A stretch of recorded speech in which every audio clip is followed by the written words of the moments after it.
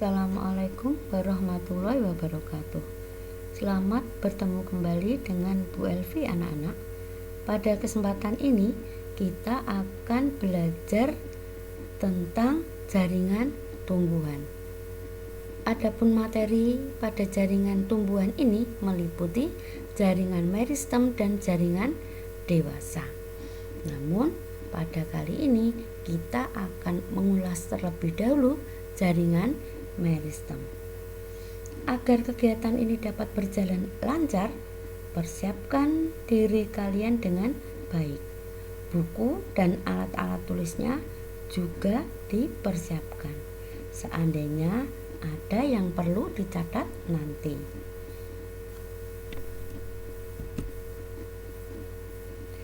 Sebelum membahas lebih jauh tentang jaringan tumbuhan, perhatikan dulu peta konsepnya.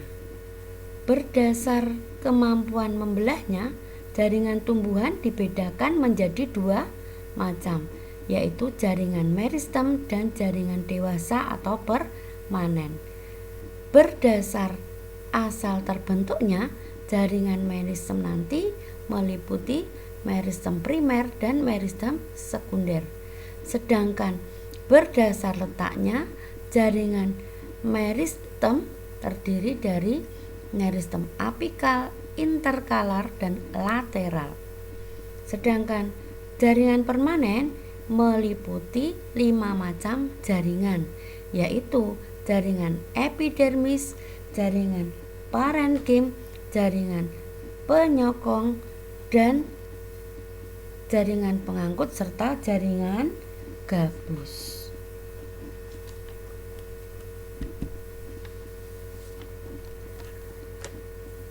Jaringan tumbuhan yang pertama yaitu jaringan meristem atau jaringan embrional.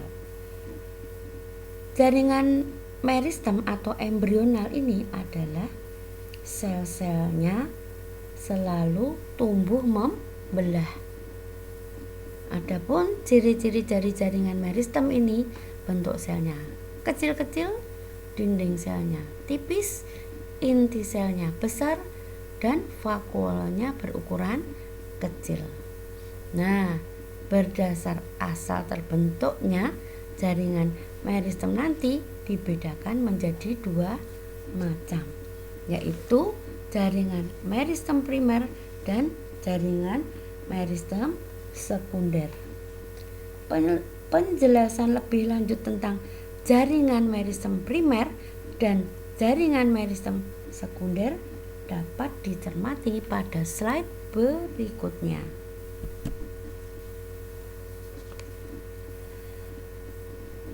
Baik, pada slide ini akan dibahas tentang jaringan meristem primer. Sel-sel pada jaringan meristem primer ini berasal dari sel-sel embrional yang mengalami pertumbuhan dan perkembangan. Jaringan meristem ini terdapat di ujung akar dan ujung batang. Aktivitas jaringan meristem ini menyebabkan akar dan batang tumbuh memanjang atau mengalami pertumbuhan primer. Coba kalian perhatikan gambar embrio kelapa yang ada di slide HP kalian. Sel pada embrio akan tumbuh dan berkembang menjadi akar, batang, dan daun. Sampai di sini bisa dimengerti dengan baik ya. Nah, coba perhatikan berbagai embrio pada makhluk hidup. Pada gambar terdapat berbagai biji pada buah-buahan. Pada tempat yang cocok, biji-biji tersebut akan tumbuh menjadi kecambah. Selanjutnya, kecambah ini akan menjadi tanaman dengan batang yang memanjang, Mengapa demikian?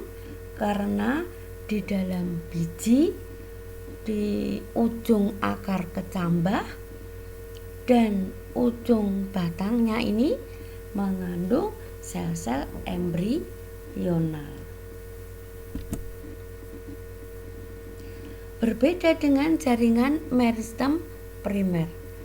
Jaringan meristem sekunder ini berasal dari jaringan dewasa yang telah berdiferensiasi.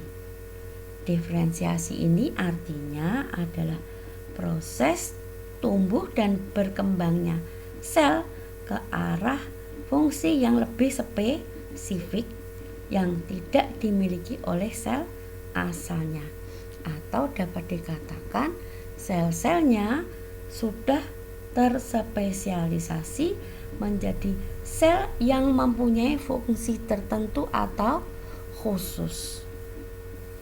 Efek pertumbuhan dari jaringan meristem sekunder ini adalah tubuh tanaman menjadi besar, ya, karena diameter batangnya bertambah besar, atau disebut dengan pertumbuhan sekunder.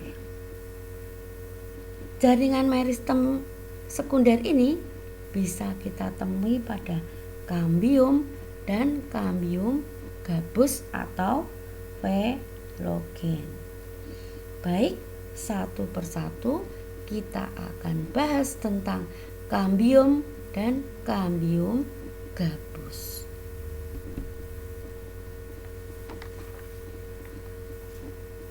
Anak-anak, di manakah terdapatnya kambium pada suatu batang ataupun akar tanaman? Nah, ya, kambium terdapat di jaringan pengangkutan. Jaringan pengangkutan ini terdiri dari xilem dan phloem. Xilem ini disebut dengan jaringan kayu, sedangkan yang phloem disebut dengan jaringan ayak atau jaringan tapis. Xilem yang berada di sisi dalam dan phloem berada di sisi luar. Antara xilem dan phloem terdapat kambium. Lah, kambium ini berfungsi membentuk xilem dan phloem. Apabila kambium ini tumbuhnya ke arah dalam, maka dia akan membentuk unsur kayu atau xilem. Namun sebaliknya, apabila kambium ini pertumbuhannya atau sel-selnya membelah ke arah luar, maka dia akan membentuk jaringan tapis atau ayak atau phloem. Nah, dengan demikian, karena kambium ini tumbuhnya ke arah dalam dan ke arah luar, maka diameter batangnya akan bertambah besar. Ya, di sini akan diperjelas oleh gambar yang ada di sampingnya, letak dari kambium terletak di antara phloem dan xilem.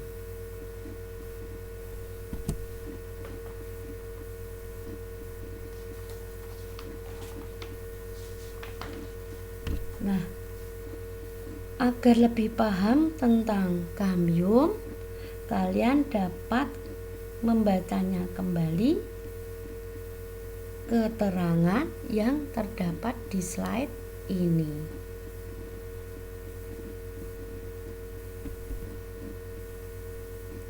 Kambium meristem sekunder berikutnya yaitu kambium gabus atau velogen.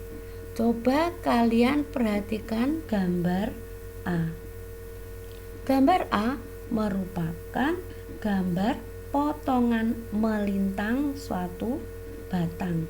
Kemudian diamati bagian-bagiannya.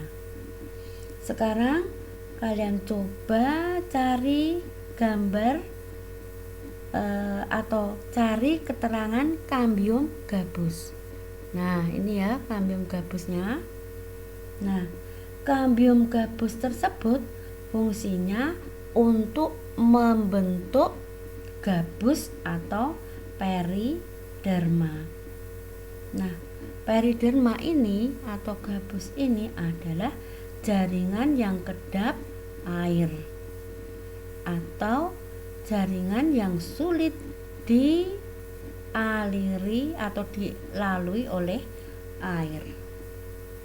Sedangkan gambar pada B dan C menjelaskan bahwa apabila velogen atau kambium gabus ini tumbuhnya atau membelahnya ke arah luar, maka dia akan membentuk gabus. Nah, apabila velogen ini tumbuhnya ke arah dalam, maka akan membentuk veloderm. Nah, veloderm ini merupakan jaringan parenkim. Parenkim itu adalah jaringan pengisi suatu batang tanaman. Jaringan pengisi. Nah, sedang gambar C adalah ilustrasi atau gambar sederhana dari letak velogen. Ya, velogen ke arah luar membentuk velum dan arah dalam membentuk velogen.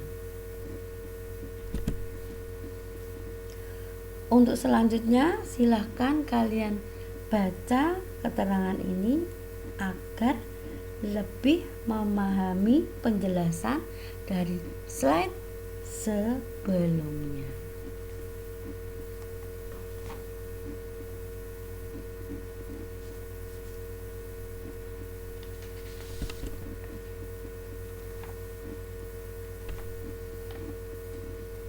Nah, berdasar letaknya jaringan meristem itu dibedakan menjadi 3 macam, yaitu meristem apikal, meristem lateral, dan meristem interkalar. Perhatikan pada gambar A. Kotak berwarna hijau ini keterangan untuk meristem apikal. Ya, meristem apikal ini ada yang terletak di ujung batang dan ujung akar. Ya, sedangkan masih pada gambar B, kotak yang masih pada gambar A, kotak yang berwarna kuning merupakan keterangan dari meristem apikal, meristem yang terletak di kambium pembuluh dan kambium gabus atau velogen. Ya, efeknya nanti kalau meristem apikal menyebabkan pertumbuhan primer batang yang efeknya jadi batang meninggi ataupun memanjang, akar dan batangnya memanjang dan meninggi, sedangkan yang pertumbuhan sekunder nanti efeknya adalah diameter batangnya membesar. Nah, pada gambar P, ya, pada gambar P ini merupakan keterangan untuk meristem interkalar. Meristem interkalar ini terletak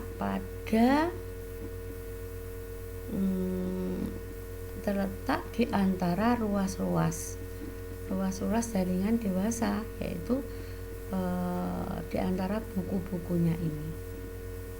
Nah, untuk keterangan lebih lanjut nanti akan diperjelas pada slide berikutnya. Berdasar letaknya,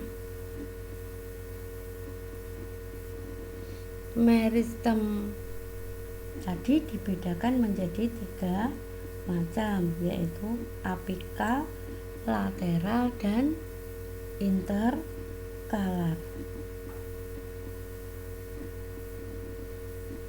Sesuai dengan gambar yang ada di slide HP kalian ya, telah dikatakan bahwa meristem apikal tadi terletak di ujung batang dan ujung akar ya. Aktivitas pertumbuhannya dapat menyebabkan akar dan batang tumbuhnya memanjang atau semakin tinggi ya, semakin tinggi. Sampai di sini ada pertanyaan? Jika tidak, dilanjut pada meristem berikutnya, yaitu meristem lateral. Nah, meristem lateral ini terdapat di kambium, baik kambium gabus ataupun kambium vaskuler. Kambium vaskuler itu yang bagaimana? Kambium yang terletak di antara xilem dan fluem ya, terletak di antara xilem dan fluem.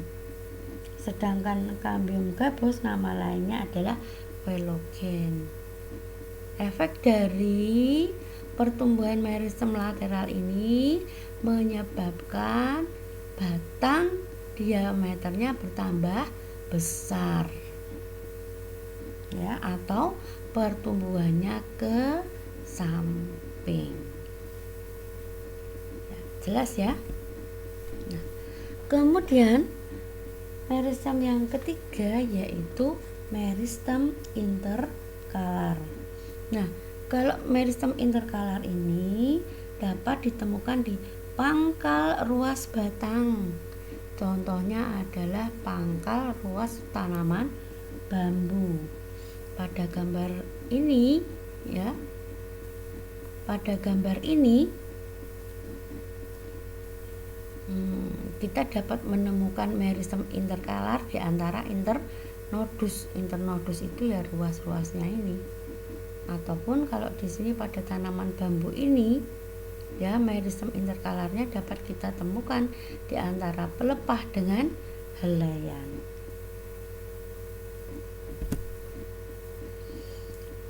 Nah, anak-anak, selesai sudah kita belajar tentang jaringan tumbuhan pada submateri jaringan meristem atau jaringan embrional. Semoga dapat kalian pahami dengan baik dan selamat bertemu kembali pada subtema berikutnya, yaitu jaringan permanen. Tetap semangat dan sehat selalu. Wassalamualaikum warahmatullahi wabarakatuh.